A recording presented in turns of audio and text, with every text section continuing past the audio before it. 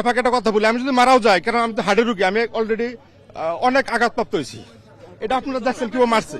আমার নাম মোহাম্মদ ইয়াজদাইন, আমি শেরপুর 2 এর বাসিন্দা, 8 নং চরেষ্টদর ইউনিয়ন বুটকান্দি গ্রামের। আমি শেরপুরের 2 এর বিএনপির মনোনীত প্রার্থী ইঞ্জিনিয়ার ফাহিম চৌধুরী। ওনার দ্বৈত নাগরিকত্ব থাকার কারণে আপনার 3 তারিখে যাচাই বাছাই ওনার প্রার্থীতা বাতিল হয়ে যায়। উনি পরবর্তীতে নির্বাচন কমিশনে আপিল করে, আপিলে ওনারটা পেন্ডিং রাখে। আজকে ওটা 16 তারিখ শুনানির ডেট। তাই আমি মহামান্য হাইকোর্টের মাধ্যমে আইনজীবী ধরে আমি একটা রিট করছি। এই রিটটা শুনানির জন্য আমি আমার আইনজীবীর সাথে আসছিলাম।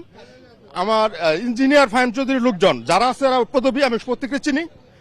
এবং এফাকে একটা কথা বলি, আমি যদি মারাও যাই, কারণ আমি তো হার্টের রুগী, আমি অলরেডি অনেক আঘাতপ্রাপ্ত হয়েছি। এটা আপনারা দেখছেন কিভাবে মারছে।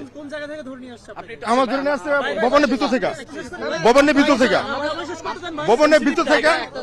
আর আমি শেষ 1 মিনিট আমার